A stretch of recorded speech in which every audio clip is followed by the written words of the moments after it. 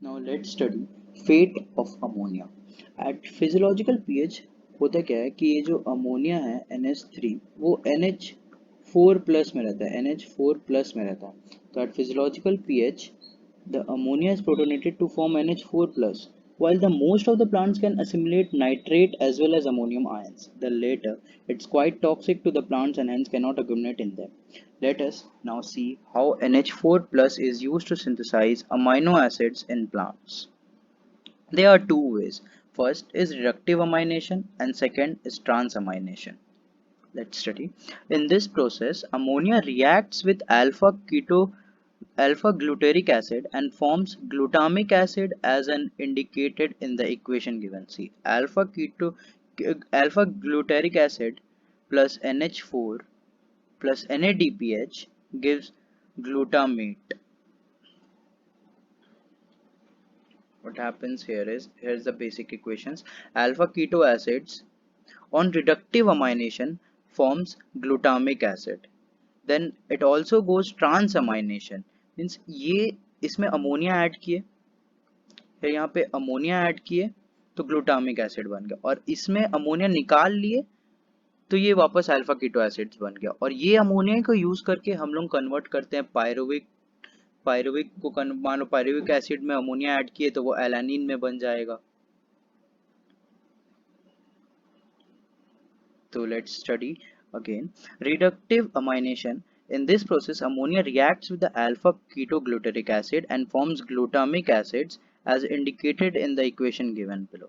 Alpha ketoglutaric acids है, ठीक है, उसमें अमोनिया ऐड किए तो वो ग्लूटामेट बन जाएगा, ठीक है. और रिडक्टिव उसको किस लिए बोलते हैं, क्योंकि यहाँ पे NADPH जो है NADPH जो है वो NADP में बदल गया, इसीलिए इसको रिडक्टिव अमाइनेशन बोलते हैं. Can see. ट्रांस अमाइनेशन क्या होता है? It involves the transfer of amino group from one of the amino acids to the keto group of the keto acids.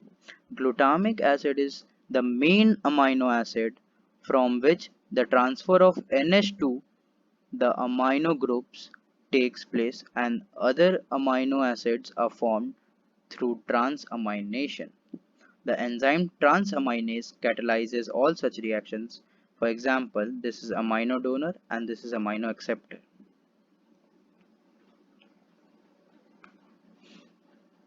Here comes R1 and here comes R2.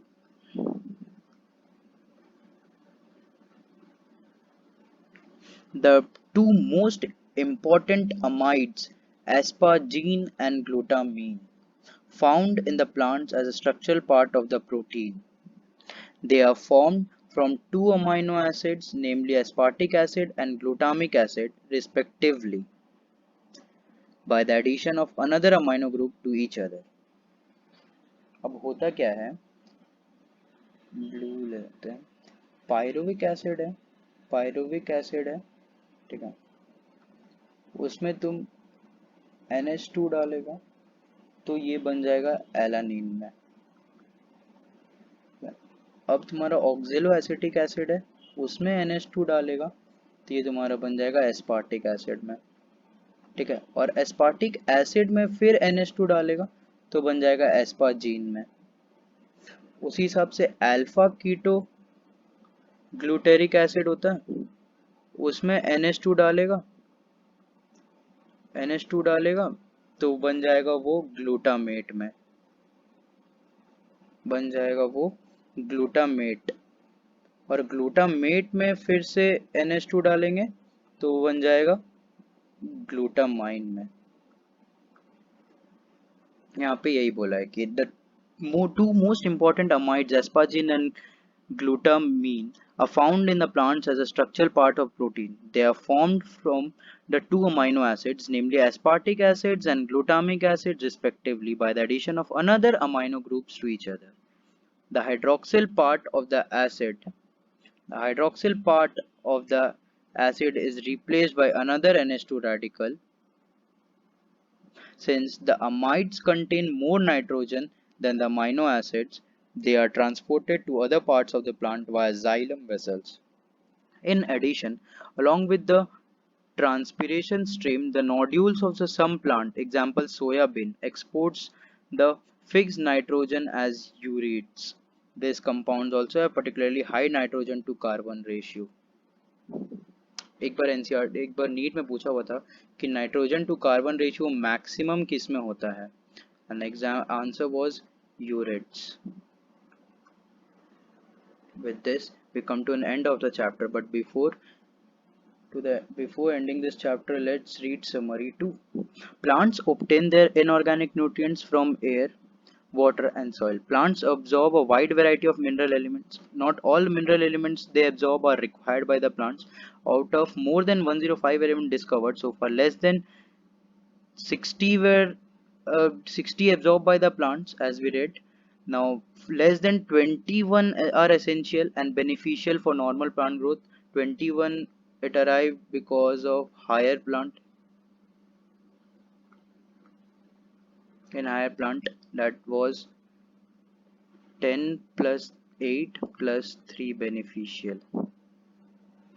The elements required in a large quantities called macronutrients, while those required in the small less quantities called trace or micronutrients, that was 10 millimole per kg. These elements are essential element constituent of protein, carbohydrates, fats, nucleic acid and etc. and or take part in the various metabolic process. Deficiency of each of these essential elements may lead to the symptoms called deficiency symptoms: chlorosis, necrosis. Chlorosis is yellowing of leaves, necrosis is death of a leaf. Stunted growth, impaired cell divisions are prominent deficiency symptoms. Plant absorbs minerals through roots, either passive and active process. Passive was apoplast, active was symplast. They are carried to the all parts of the organism through xylem along with the water transport. Nitrogen is very essential for the sustenance of life. Plants cannot use atmospheric nitrogen directly.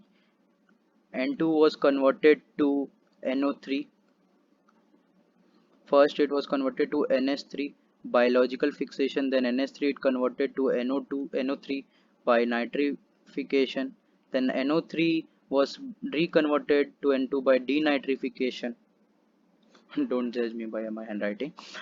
But some of the plant in association with N2 fixing bacteria, especially roots of legumes, can fix this atmospheric nitrogen into the biological usable forms. Nitrogen fixation requires a strong reducing agent, an enzyme, and energy in the form of ATP.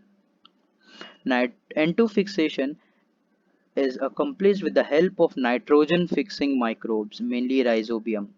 The enzyme nitrogenase, which plays an important role in biological N2 fixation, is very sensitive to oxygen.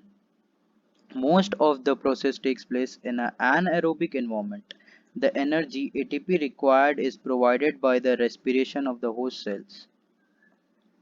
Ammonia produced following N2 fixation is incorporated into the amino acids as the amino groups.